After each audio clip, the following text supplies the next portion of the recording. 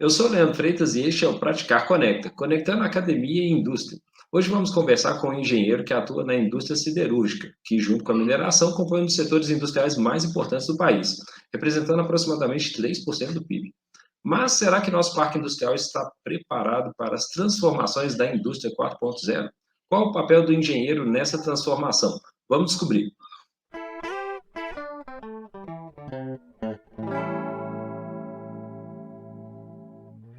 O nosso convidado já trabalhou como engenheiro de operação, manutenção, qualidade, acumulou mais de 10 anos de experiência no chão de fábrica. Hoje ele é gerente técnico de indústria 4.0 na Gerdau, em São José dos Campos. Estou aqui com a professora Michele e vamos entrevistar o engenheiro Thales Augusto Jorge Silva. Bem-vindo, Thales. Muito obrigado pelo convite, Leandro. Boa noite, pessoal. Boa noite, professora Michele. Vai ser um prazer muito grande estar compartilhando aí minhas experiências de vida e de profissional e pessoal com vocês aqui essa noite. Olá, pessoal. Olá, Thales, bem-vindo ao nosso programa. Então, vamos conhecer a trilha do Thales.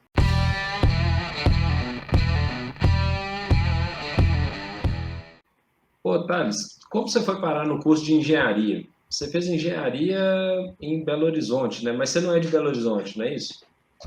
Não sou de Belo Horizonte. Eu sou de João Monlevade, no interior de Minas, a mais ou menos 100 quilômetros da capital.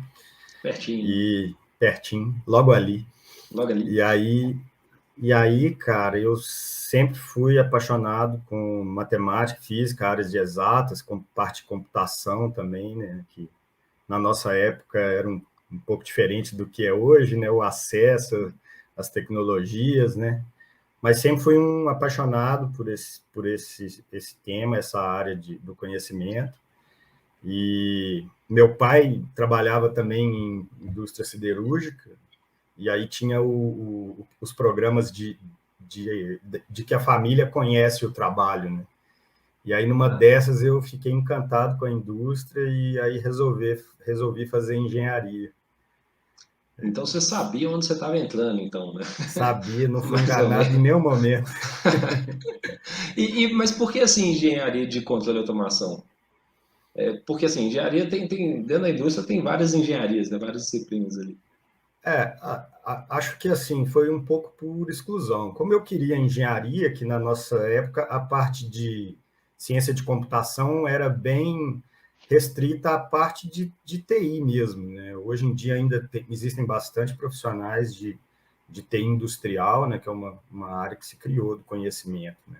Mas na nossa época a gente não tinha muito. Então eu queria alguma coisa mais ligada à computação do que era os cursos de engenharia elétrica, porque não sentia muita familiaridade com a parte raiz da elétrica, né? Potência, máquinas, essas coisas, né? E mecânica também nunca me atraiu muito, tanto que eu não entendo muita coisa da parte mecânica até hoje. Mas seu pai mexia com elétrica, ou automação, mecânica? Meu pai é técnico em eletrônica e Tem parte algum dedinho de... dele? Um pouco, assim. Acho que pouco. Legal. E ele era mais da parte de potência, de eletrônica de potência. Tá. Eu sempre gostei um pouco mais da parte de software, né? Um pouco mais das coisas relacionadas à computação. E você veio para BH para fazer a faculdade direto? Para fazer faculdade. Aí, acabando o terceiro ano, eu prestei o vestibular na UFMG e acabei passando, né, na mesma turma que nosso host Leandro aí. E aí foi onde que eu, em momento nenhum, pensei que estava no caminho errado. Eu acho que foi bem gostoso assim o curso. E acho que teve um fit desde o começo. Assim. E durante o curso, assim, o que você fez aí no curso, assim, de projeto? Chegou a fazer atividades extracurriculares? O que você traz aí para a gente? Fiz. Logo no terceiro período, eu comecei com os programas de monitoria, né? Então, fui monitor de laboratório de sistemas digitais, terceiro e o quarto período. Aí depois comecei a fazer uma iniciação científica, estudando um pouco sobre redes neurais, sobre parte ótica, né? E aí depois eu comecei a fazer estágio. Aí logo depois eu fui para o estágio até formar. Então, praticamente do terceiro até o final, eu estive com outras atividades além do próprio currículo do curso. E estágio na indústria também? Onde foi? Eu comecei a fazer estágio numa empresa de automação chama IHM, Engenharia. Hoje ela é do grupo Stefanini. E comecei a fazer estágio na parte de automação industrial. Então, já foi depois da minha formação, meus primeiros contatos com a indústria, né? A indústria te acompanha desde pequeno, então, né? Tem coisa que a gente tenta sair, mas não sai, não. Não sai da gente. Legal. A gente tem alguns alunos aqui que fazem estágio na IHM, bastante alunos. Fala, Michele. Você disse que, né, em momento algum, você pensou que tinha feito a escolha errada. Então, dá a impressão de que para você o curso foi super tranquilo, mas nem sempre, né, nem para todo mundo é tranquilo. Ou talvez para você também não tenha sido, né, porque existem algumas fases mais difíceis. Você tem alguma dica para os nossos estudantes, tanto para superar, né, o curso de engenharia, que às vezes é bem longo e tem umas partes não tão legais, como também para depois, né? Pensar no futuro deles. Qual é a sua dica? Nunca é só, né? Nunca é tranquilo também, né? Principalmente um curso de engenharia, né? Muita coisa de tecnologia. Então, tem sim suas dificuldades, tem muitas disciplinas que demandam uma carga horária de estudo fora da sala de aula muito alta. Foram várias madrugadas aí fazendo trabalho, estudando para a prova, foram várias madrugadas. Então, tranquilo nunca é. E assim, mas como eu disse, gostoso é porque assim a gente sempre precisa aproveitar, porque tem a parte, igual você comentou, tem uma outra disciplina que o aluno não vai gostar, porque não está muito ali técnico, às vezes é alguma coisa que ele também não se sente tão confortável com o assunto, mas são coisas, por exemplo, que são de currículo mínimo da engenharia, que tem que fazer, mas eu acho que até isso é o diferencial após a conclusão da formação, sabe? Eu usei muitos conceitos de disciplinas que a gente achava na época, né, que não fariam parte da minha formação, que nunca mais ia usar. Né? Comigo não se passou isso, sabe? Por exemplo, hoje em dia a gente às vezes fala sobre cálculos, né, derivada, integral, conceitos. Aí você pode não saber fazer aquela conta, igual quando você está afiado para fazer uma prova. Mas o importante é que são os conceitos, isso aí você carrega, você vai achar uso para isso, sabe? E as coisas, a ciência tem disso, né? Até onde que você não imagina tem cálculo diferencial integral e você vai usar, né? Assim, claro que tem. Legal. Eu tenho colegas que não usam, que foram trabalhar em bancos, foram desenvolver software, que muitas vezes não usam, mas principalmente na indústria, porque é engenharia, tudo é engenharia. Onde você olhar, você vai achar uma... Se você olhar bem, né? Dependendo do jeito que você olha, você acha, né? Tá ali por trás, nem que seja que você comprou a solução pronta, você não viu ali de primeira, mas lá dentro tem. E o principal, você aprende a ter uma capacidade analítica que você não cria sem estudar, você aprende a resolver problemas que você não imagina que estão dentro do seu conhecimento, mas que uma hora sai. Então, assim, os conceitos que a gente aprende no período de faculdade, eles te dão base para você aprender mais um monte de coisa depois que vai realmente fazer diferença na vida profissional. Principalmente, assim, né, falando de trabalhos em engenharia mesmo, né? Como empresas de engenharia, desenvolvimento, parte da indústria, né? Então, isso é muito forte. Aí, assim, você fez estágio na IHM, né? Aí depois, quando você se formou, você estava na IHM ainda? Eu me formei ainda estando na IHM. Aí como é que foi para se posicionar assim como engenheiro e tudo? Eu ainda estava na IHM quando eu me formei, e aí, pouco tempo depois, eu quis ir para a indústria mesmo, e aí eu fiz alguns programas de trainee na época, isso aí em 2010, né? E aí, de 2010 para 2011, eu passei no programa de trainees da Gerdau. E lá estou até hoje, já se vão quase 12 anos. Aí hoje você está em São José dos Campos, mas você começou aí em São José? Não, eu comecei em Ouro Branco. A Gerdau tem várias plantas, né? Em Ouro Branco. A Gerdau tem plantas em vários estados, né? Eu comecei na planta de Ouro Branco, que é a maior planta do grupo, e eu comecei na manutenção de automação, então era bastante dinâmica a rotina no começo, né? Que você precisa associar o aprendizado com o resultado, né? Você precisa entregar e da mesma forma você também está ali aprendendo, né? Então, aí eu fiquei 1 ano e meio na manutenção e aí depois fui ser especialista de processos de laminação. Aí vendo não só a parte de automação, mas também um pouco da parte de processos mesmo. Processo de laminação, assim, então, é aquela matéria que você não teve na escola, teve? Não tem laminação, né? A gente não é metalurgista, né? O pessoal que é metalurgista estuda o processo de laminação.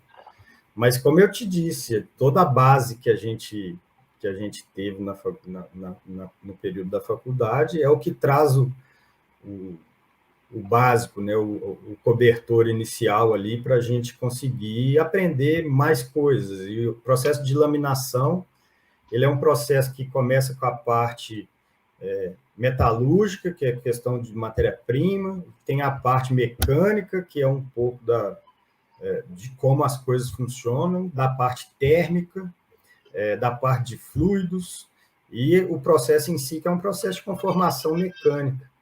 Então, você tem tratamentos térmicos, processos de aquecimento, processos químicos, processos de transferência de calor.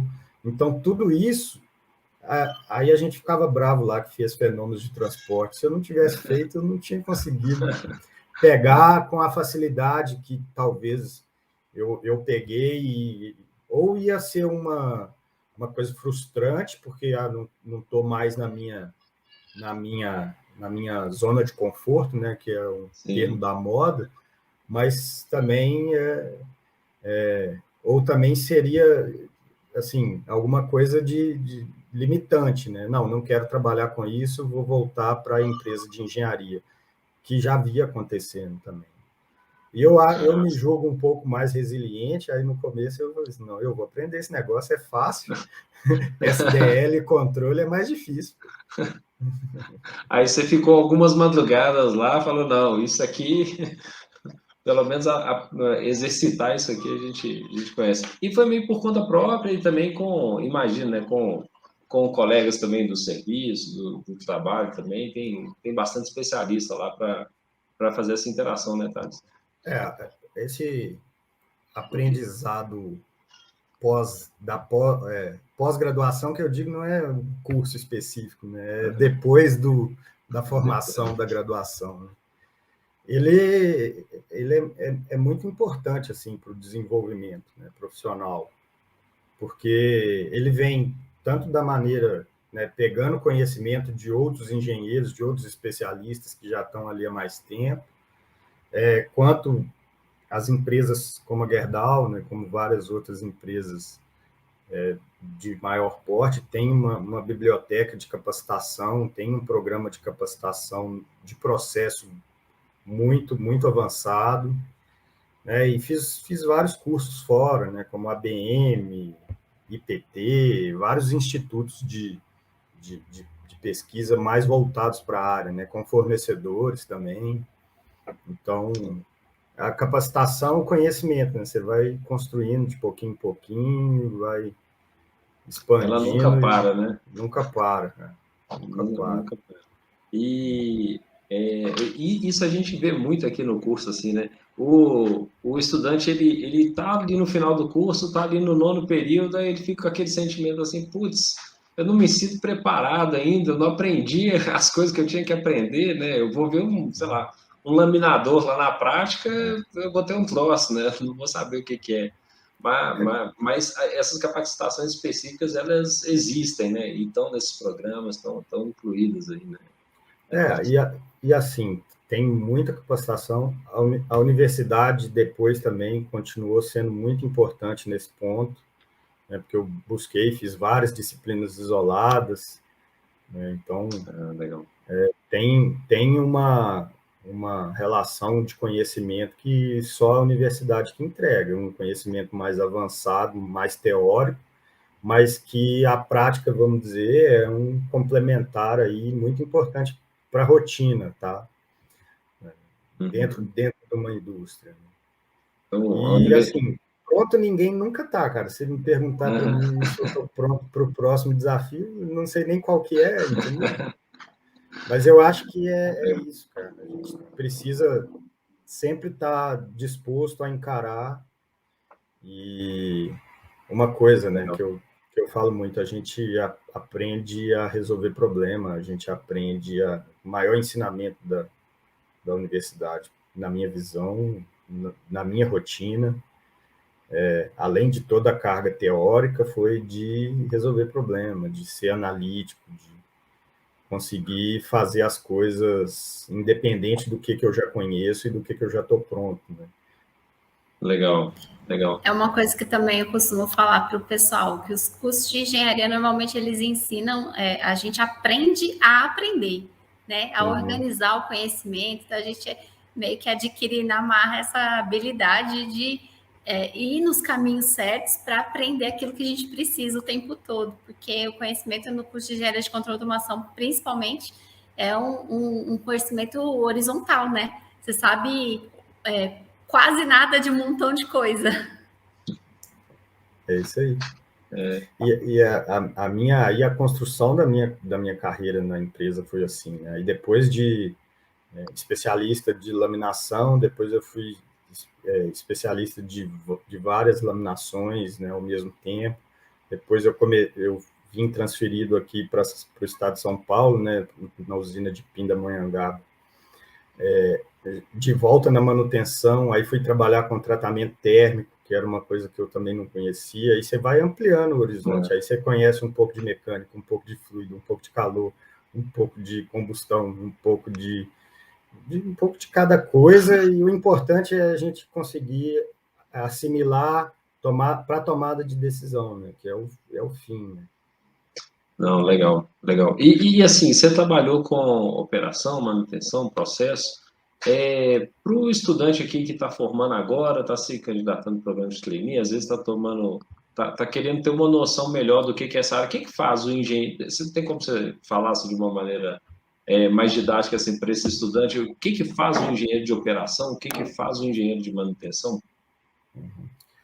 Como engenheiro de processos, né, da produção, basicamente é responsável por tratar as falhas que são crônicas, né, e fazer projetos de melhoria contínua, né, que é aumento de performance, né, e eficiência de equipamento e de produção. E essa parte de falhas crônicas que acontecem. Então, eu vou trabalhar o tempo que eu trabalho, que o laminador fica parado por causa de troca de setup, por exemplo. Aí ele lança mão de algumas ferramentas de melhoria, como, por exemplo, troca rápida de ferramenta. Aí para isso eu vou aplicar esse método. Então, tem algumas metodologias, mas é basicamente melhoria contínua, que é engenharia de produção, se você for parar para pensar, mas o conhecimento para você resolver o problema junto com o método, né?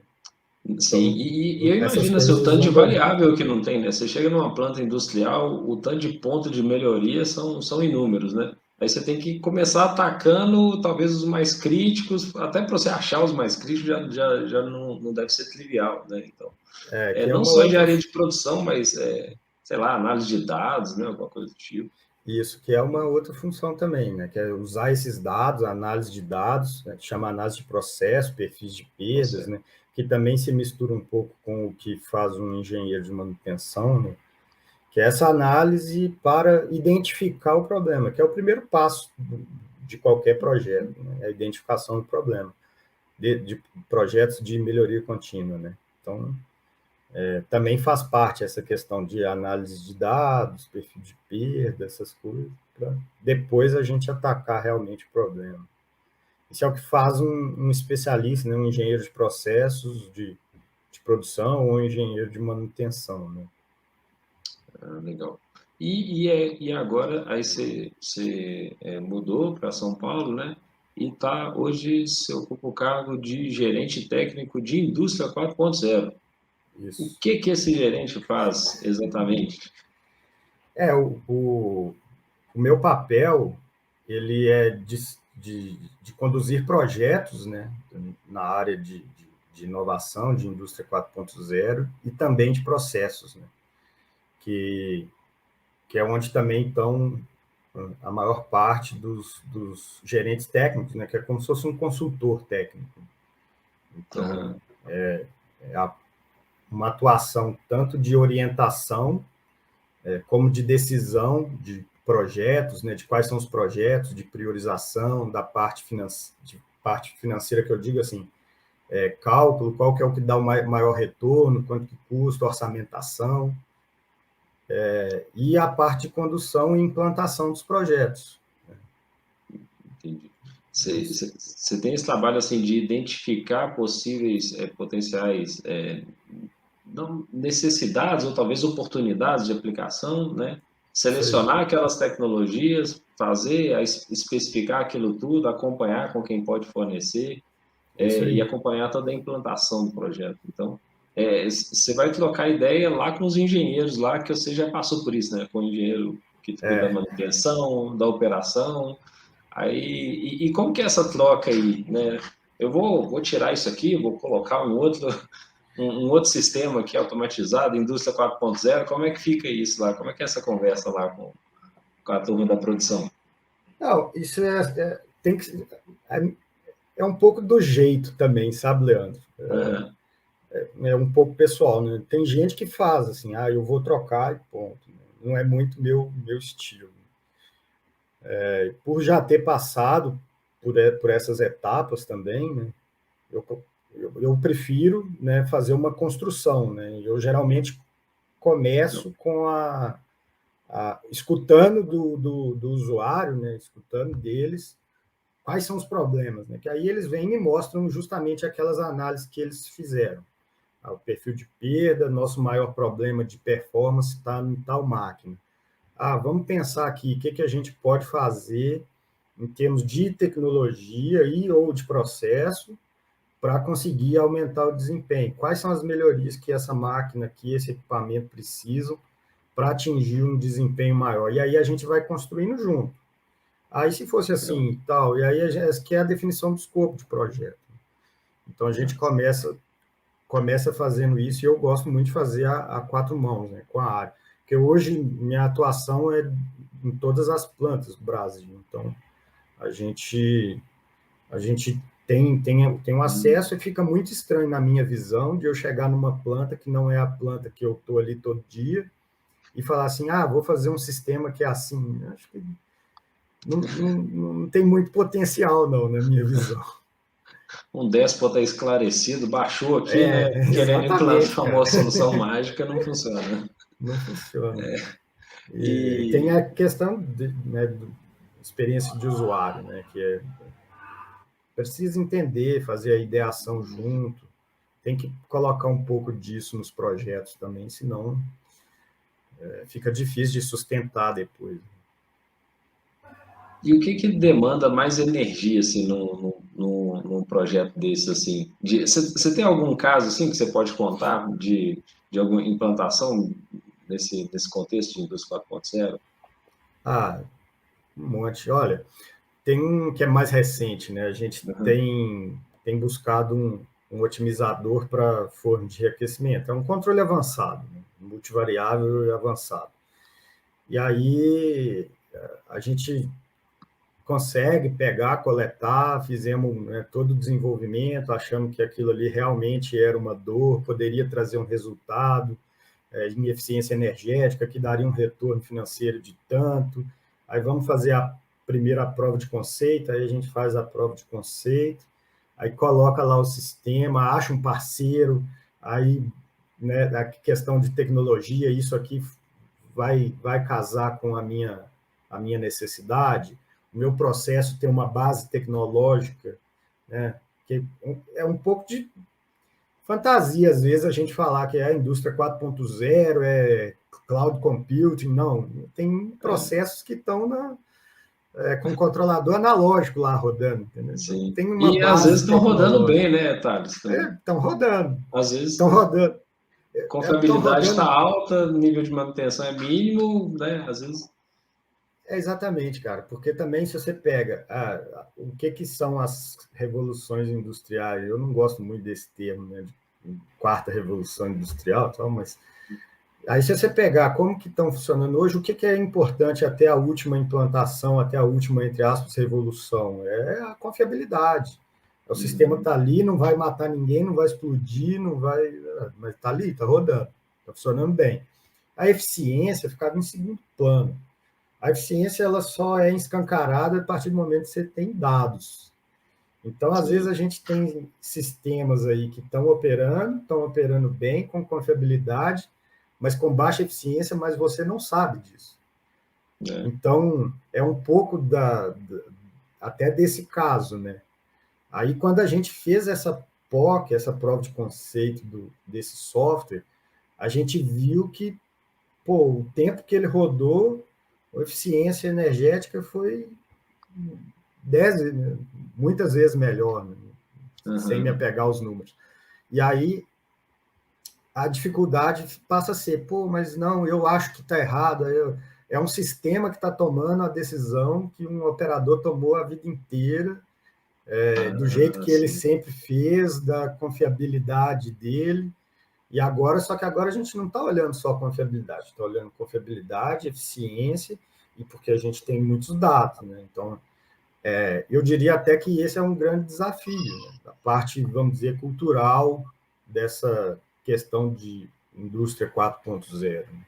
Que é uma mudança de paradigma de várias coisas. Então, precisa passar por essa experiência de usuário, precisa passar por gestão de modificação para que as pessoas também entendam, né, como que é isso e como que isso vai facilitar a vida deles, né? Porque a primeira impressão é aquele jargão que a gente também sempre viu na faculdade, né, fazendo curso de engenharia de controle e automação. Você vai tirar um monte de gente, vai colocar um monte de robô, e aí as pessoas vão perder. Não tem nada disso. Na prática, visto da prática, tá? Não tem muito disso. Hoje, até hoje, as pessoas ainda têm essa visão dentro da indústria, eu digo, as pessoas que trabalham lá, elas ainda têm essa resistência, essa visão de que o seu trabalho vai tirar o trabalho delas? Não necessariamente que o meu trabalho, mas é que o que eles estão fazendo, né? O que eles estão fazendo? Ele está ali para tomar uma decisão? Não necessariamente está ali para tomar uma decisão. Um algoritmo com as inteligências que tem rebuscadas que a gente consegue desenvolver hoje em dia vão tomar uma decisão mais precisa que a decisão dele, mas a decisão está sendo substituída, não as pessoas estão sendo substituídas. E isso é um negócio que demora um pouco para ficar claro. Esse é um paradigma que ainda existe hoje. Muitas pessoas acham que a força de trabalho delas vão ser substituídas, mas não, é a decisão que vai, entendeu? É aquela história de automatizar atividades, né? E não empregos, né? Isso, exatamente. É mais ou menos por aí, né? É claro que muda um pouco o perfil das pessoas, né? Um outro exemplo, a gente tem feito várias parcerias com empresas que fazem Big Data Analytics, né? E aí os especialistas de processo falam assim, pô, mas eu não sei mexer com isso. Cara, não, tudo bem, você não sabe, vem cá, vamos te dar uma capacitação e tal, mas por quê? Porque muitas pessoas não estão ali acostumadas a tomar decisão baseada em dados. Ainda tem muito empirismo na indústria, ainda tem muita decisão tomada no feeling, né? Então, assim... Aquela decisão que ela nasce ali, né? No calor do momento ali, né? No calor do...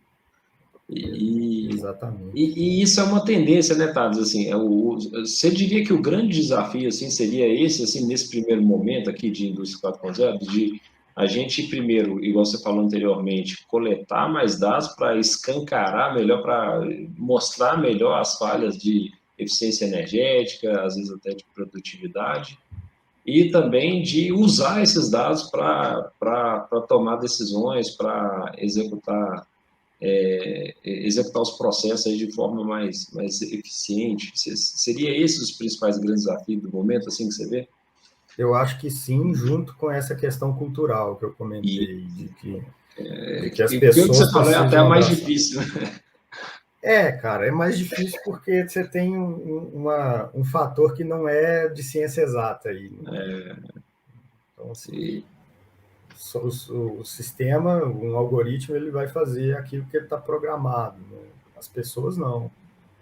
As pessoas têm sentimentos, têm um dia ruim, e elas são e vão continuar sempre sendo partes fundamentais do processo da indústria, né? Eu acho que o maior desafio, junto com essa questão, está aí. E aí você falou sobre a capacitação, né? Que como vocês trabalham com coisas muito novas, né? Muitas novidades, os funcionários, os colaboradores, eles podem receber capacitações. Eu imagino que você esteja falando de cursos, né?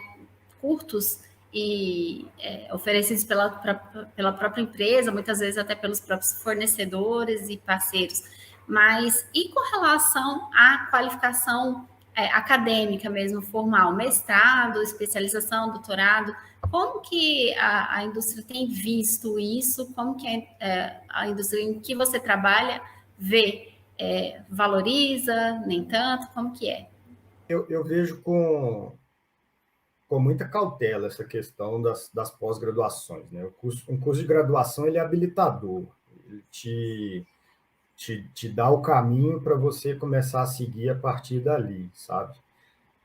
Os cursos de pós-graduação, mestrado, principalmente mestrado e doutorado, né?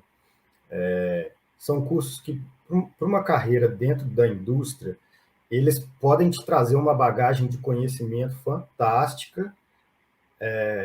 Se a pessoa associar o trabalho a um projeto que tem um bom resultado, dá também uma boa visibilidade, bons resultados, mas os cursos de mestrado e doutorado já deixam de ser habilitador para uma carreira na indústria, tá? Então, assim, eu mesmo comecei a fazer mestrado, ainda não tinha largado, aí depois comecei de novo, aí eu acho que dessa vez eu termino. Mas é um negócio, assim, para mim, dentro dessa minha crença de que o conhecimento é meu e não ocupa espaço. Mas pensando na progressão de carreira dentro da indústria, eu não vejo mais muitas empresas associando promoções e cargos a títulos, tá? Claro, exceto graduação, que, como eu disse, é um habilitador. Mas eu também acho que o conhecimento e os projetos em si são de suma importância. tudo que eu fiz de disciplina isolada, mesmo o mestrado então não concluído, eu tenho certeza que eu aproveitei muito na minha rotina, nos meus projetos, apurei muito minha capacidade analítica, minha capacidade de resolver problemas, de criticar os projetos, de criticar novos equipamentos com os fornecedores. Então, é o conhecimento que te faz isso mais do que o título, na minha visão. Ainda tem empresas, por exemplo, empresas de engenharia, né, que acho que o título traz lastro, né? Mas dentro da indústria, essa é a minha visão, assim, pouca associação ao crescimento profissional, mas como uma maneira indireta de obter conhecimento e continuar dando melhores resultados que são oriundos de conhecimento e método, né? Aquele resultado mensurável ali na indústria de, sei lá, de produtividade, projeto eficiente, que você conduziu de uma forma, ou aquela mudança, você conseguiu fazer aquela mudança com uma gestão boa, conseguiu prever sei lá, os treinamentos extra para a equipe, vale muito mais esse tipo de resultado para o ambiente industrial do que propriamente um título, assim, né? Porque, e isso eu estou falando assim, Otávio, é porque às vezes a gente vê isso por aí, né? Pessoal que às vezes quer fazer um determinado curso, às vezes por causa do título, para mudar aquele início ali do currículo, né? Colocar aquele início do currículo, só que assim, se for um título sem propósito, sem desconectado, sem o sangue no olho ali, que é o que você falou, né, de aprofundar sua capacidade analítica, muitas vezes fica um título vazio, né, que não chega a produzir assim as expectativas, assim, né, principalmente para o ambiente industrial, né, mais ou menos por aí. E hoje em dia essa questão do título tem muita ligação com isso, né? Talvez com a empregabilidade, né? Com uma mudança de emprego, mas dentro da mesma empresa, né? Não vejo uma ligação muito clara, tá? Entre o crescimento com o número de títulos que você tem, se é mestre, se é doutor, se é MBA, se é Master of Science ou Master of Business Administration, né? Eu acho que assim, isso lá no LinkedIn te deixa visível, atrativo, alguma coisa do tipo, mas é o que vai talvez te fazer ser contratado, mas o que vai te fazer permear e ficar anos e crescer dentro de uma empresa tem mais a ver com o resultado, tem mais a ver com as pessoas do que com seus títulos. E aí tudo isso é oriundo do conhecimento, tá? E falando em LinkedIn, assim, o que você tem a falar para o pessoal que está procurando estágio, por exemplo, na indústria, né? O que a indústria valoriza na hora de selecionar profissionais, assim, né? Tanto para estágio como para programa de trainee? Olha, o que eu mais escuto é de brilho nos olhos. Que é assim, quando tem a parte da parte de recrutamento, né, que tem muito assim um fit cultural, alguma coisa do tipo de atitude, né, que é onde as pessoas veem dinâmicas, essas coisas. Quando vai para uma entrevista, não está muito mais em uso aquelas entrevistas assim, escreve aí o Hello World em Java. Eu não vejo isso mais, tá? Eu não faço isso, eu nunca fiz isso. É mais uma conversa para saber das vivências, das experiências, e aí é onde que as pessoas tentam identificar esse tal de brilho nos olhos, né? Que é a vontade de fazer, é a resiliência de pegar e aprender, e descobrir e desenvolver, sabe? É isso que as pessoas têm procurado mais. Eu acho que menos o título fez te chegar até aquela entrevista. Se você chegar na entrevista e baixa energia, não sei se eu quero. Acho que isso aí não tem sido, é o que tem mais sido valorizado, assim, a energia, a vontade de fazer. As nossas entrevistas aqui para bolsista aqui de projeto, eu acho que está em linha com a indústria, sim. Certamente. É Mais ou exatamente o que a menos. gente procura também para a iniciação científica. Que hoje em Cara. dia também o conhecimento está muito disponível, né? Assim, se o cara tem uma vontade grande de aprender, ele consegue. O acesso já não é tanto problema mais, né? Ao conhecimento e a novas formas de fazer e tudo. E outra coisa que eu aprendi na indústria foi que existe perfil. Isso não é conversa fiada, assim. Tem pessoas que você vê que dão certo para parte de técnica, né, que é igual a minha atividade hoje. Tem gente que você vê que tem um tino a mais para fazer gestão de projetos, que é uma coisa mais metodológica, e tem gente que já é melhor para fazer gestão de pessoas. Então, existe realmente esse negócio. Tem gente que tem mais para a parte comercial, mais para a parte de desenvolvimento. Então, existe isso. Podem acreditar, eu acho que é um negócio que a gente precisa aprender sobre isso também, para a gente.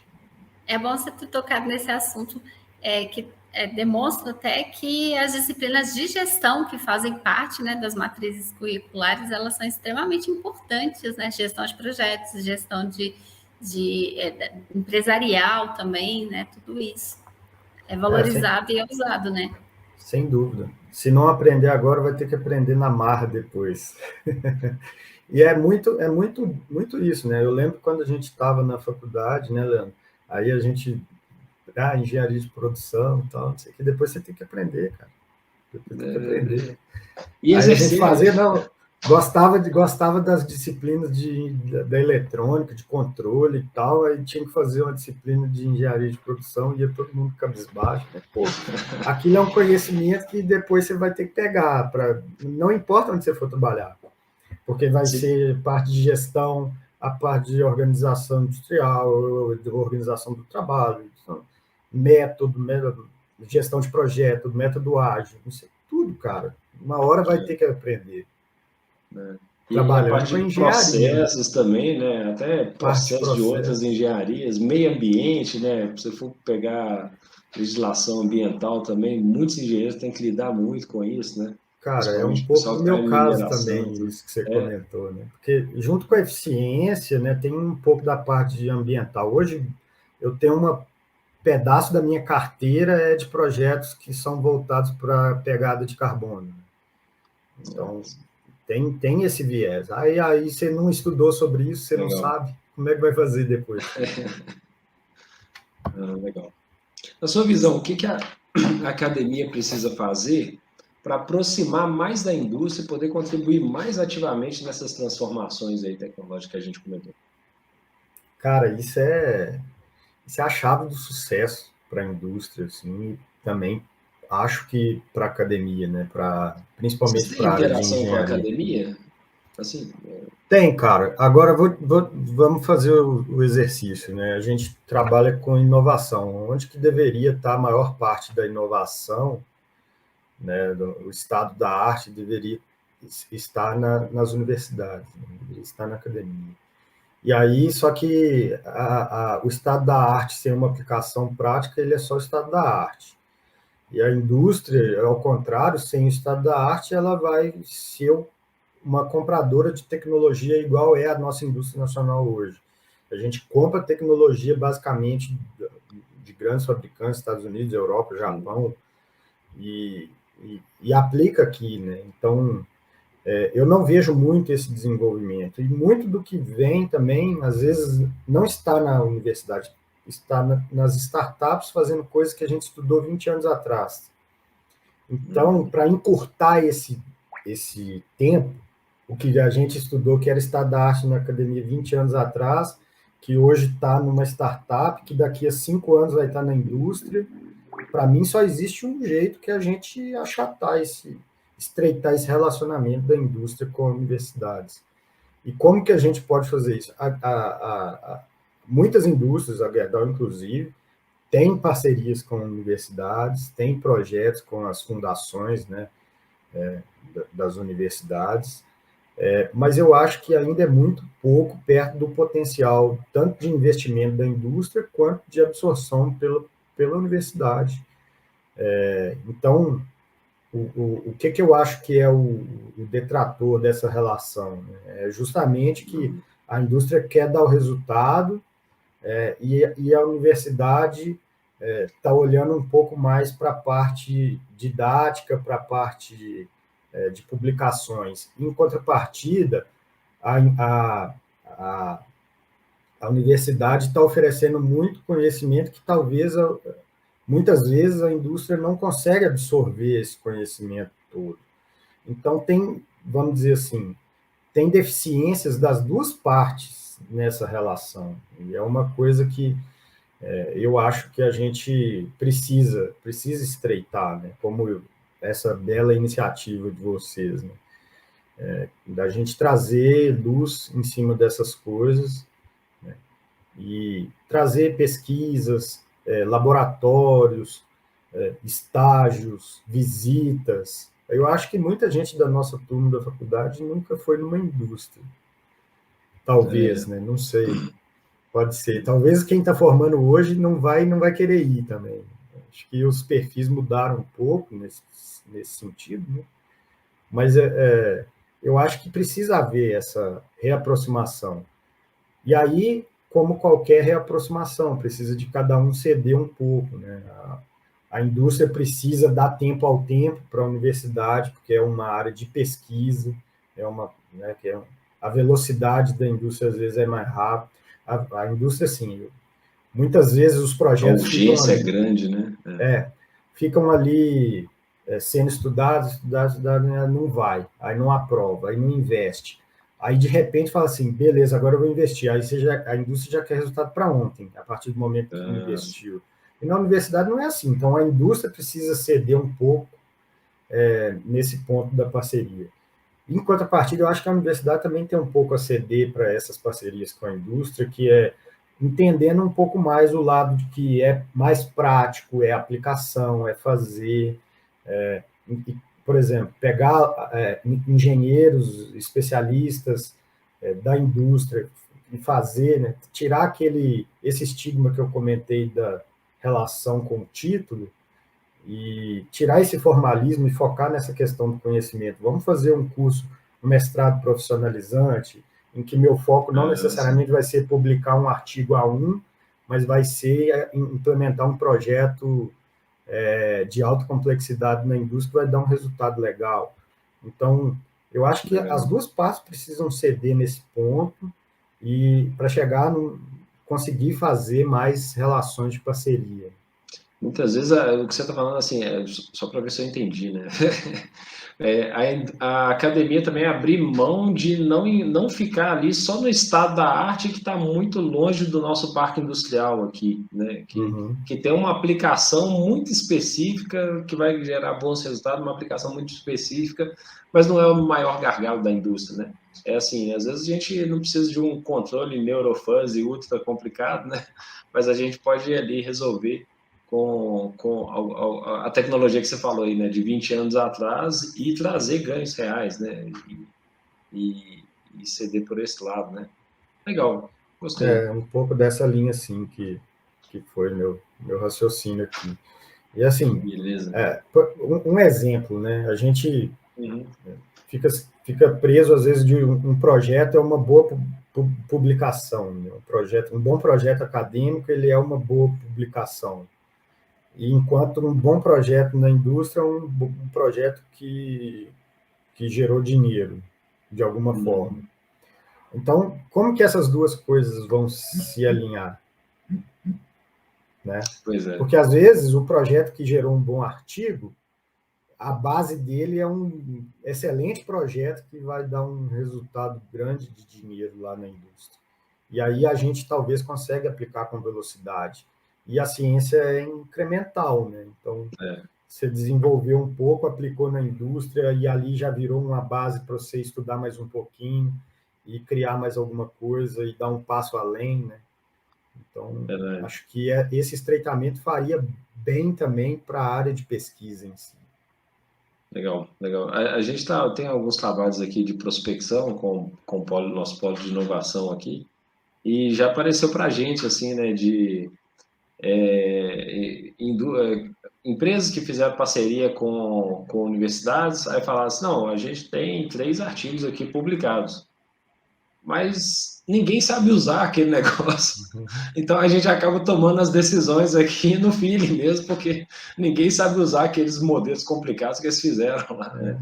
Já apareceu aqui para a gente. Então é tentar achar um meio termo, né? E Bom, aí também beleza. esse desafio que pegando o gancho, desculpa aí, Não, vai lá.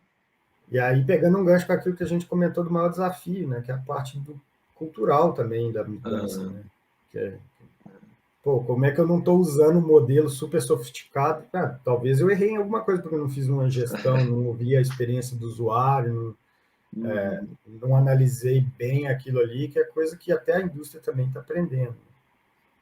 Legal. Muito bom.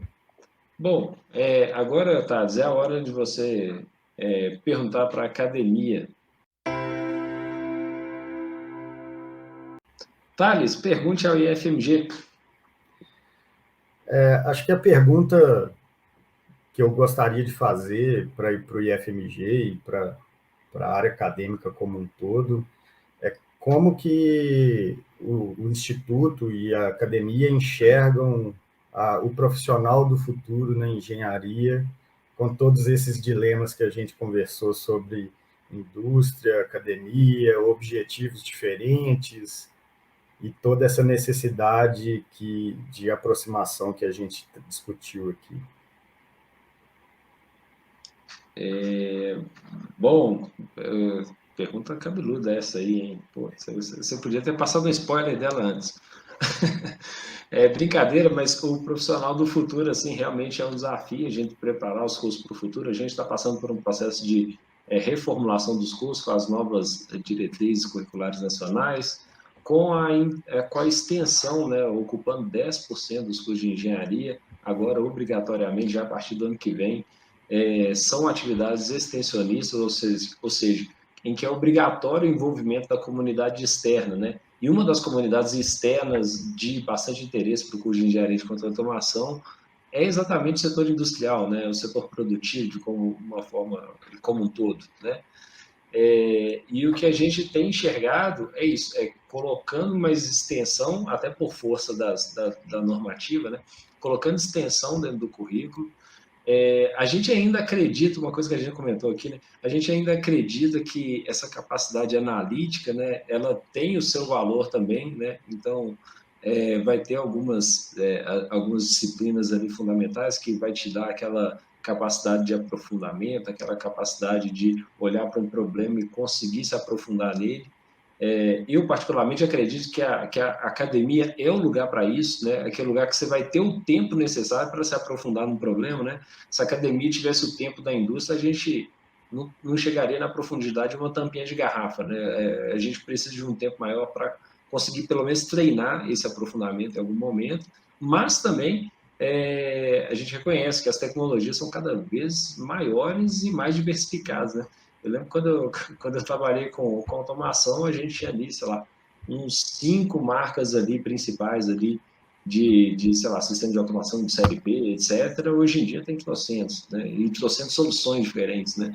Então, essa capacidade de aprendizar, de agregar tecnologias, né? De integrar tecnologias também, com cursos mais rápidos, mais aplicados, né?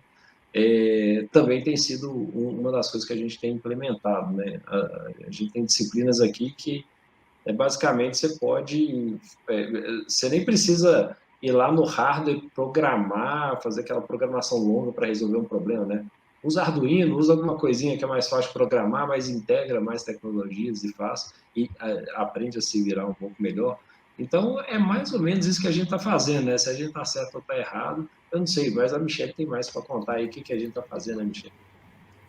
Eu Tudo que a queria gente viu. ressaltar também a questão das disciplinas optativas, né, que é uma forma que a gente tem de estar sempre atualizando. Então, a gente tem professores que estão sempre assim, conectados com as novas tecnologias, trazendo o que está mais atual, né, as tecnologias mais atuais para dentro do curso por meio dessas disciplinas optativas que normalmente nem se repetem muitas vezes, né? Elas sempre estão mudando bastante, justamente para dar essa formação mais diversificada e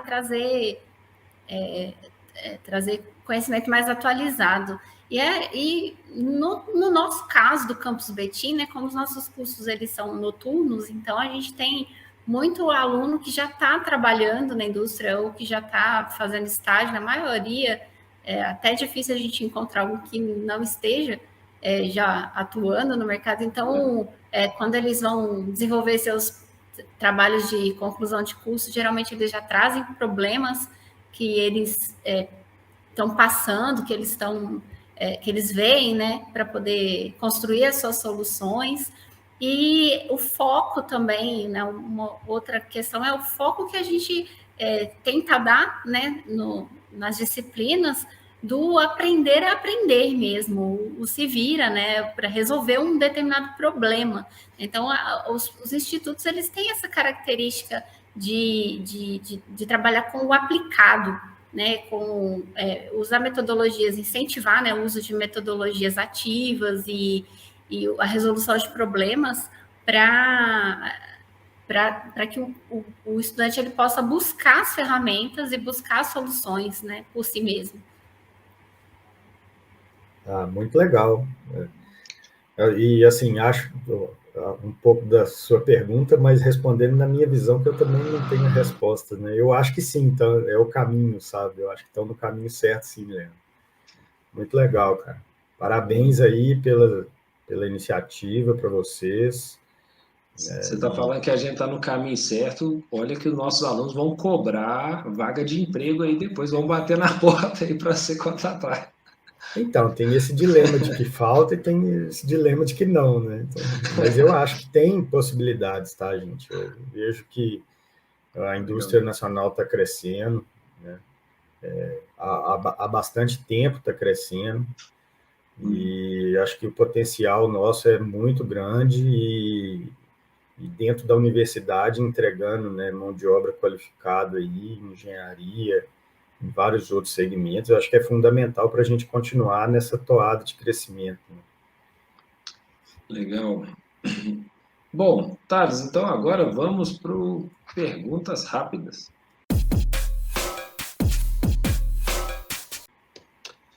Thales, engenharia de processo ou manutenção? Processo. Processo é mais legal. Mais legal. Bate-papo na mesa de bar ou aquele bate-papo na mesa de jantar mesmo? Eu, como um bom mineiro, gosto de um boteco. Ali no boteco com um giló na chapa ali. Fígado com giló. Até lugar das raízes, usando garrafa e copo, a gente já fez. Isso é bom. Um hobby que não pode faltar na sua agenda? Assistir futebol americano, basquete, praticar um pouquinho, nadar, essas coisas. Uma trilha de jipe, essas coisas não podem faltar, não. Eita, porque várias opções, né? Dá uma para cada fim de semana aí, tá ótimo. Um Rock in Rio ou um jogo do Cruzeirão cabuloso? Os dois. Serve? Não tem muro, não. Eu sou mais cruzeirense do que roqueiro. Mas também não largo a mão de um show de rock, não. Isso é bom. E um profissional que te inspira e por quê? Pô, cara, que legal. Acho que o profissional que eu já trabalhei, que mais inspira, é um cara que foi meu chefe muitos anos, né? Tanto em Ouro Branco quanto aqui em São Paulo. E, assim, não por ser meu chefe, nada de puxar saco, nem nada longe de mim, porque eu, pelo contrário, sempre falhei nessa parte. Mas é porque foi com ele que eu aprendi que realmente as pessoas são uma parte muito importante do processo, porque eu, recém-formado em engenharia, de controle e automação, com esse perfil de meio nerd, A gente acha que resolve tudo na base da máquina, na base do software, na base de não sei o quê, e com ele que eu aprendi que sem as pessoas, cara, sem motivar as pessoas, sem conseguir trazer, engajar as pessoas, a gente não consegue fazer nada. 10 anos atrás eu nunca me imaginaria falando isso que eu estou te falando agora, mas eu acho Legal. que foi uma parte fundamental assim da minha trajetória profissional, que é uma coisa também que a gente não aprende na faculdade, como lidar com as pessoas de maneira geral, gerir um projeto é de menos, assim, eu nunca tive subordinados, mas eu sempre aprendi depois de certo tempo, principalmente com esse cara, de que mesmo apenas tecnicamente a gente precisa liderar as pessoas para que as coisas tenham resultado, sabe? Eu acho que esse cara aí é minha inspiração Legal. profissional, Como que é o nome realmente. dele? Qual que é o nome? Eduardo. Eduardo deve estar orgulhoso, né? Porque como chefe ele fez o papel dele, que é inspirar. É É Te verdade. inspirou. É verdade. Legal. Mas isso não é por causa daquele aumento que você está querendo, não, né, Thales? Não, ele não Você é já meu disse. chefe mais. Ah, Ele legal, até né? saiu da empresa, até nem está na empresa mais. Ah, beleza, tá ótimo. Então, agora eu deixo a palavra aberta para suas considerações finais, Thales. Agradeço demais a sua presença aqui, valeu. Cara, eu que agradeço pelo convite aí, Leandro. Prazer aí expor um pouco da minha experiência, tentar ajudar aí os estudantes, né, que tenham dúvidas, muitas dúvidas de como vai ser o futuro. Acho que é natural, todo mundo que está nessa fase tem muitas dúvidas. E estamos à disposição aí para tirar qualquer dúvida. Pode passar meu e-mail para o pessoal, viu, Leandro? Telefone Tá. também, sem problema.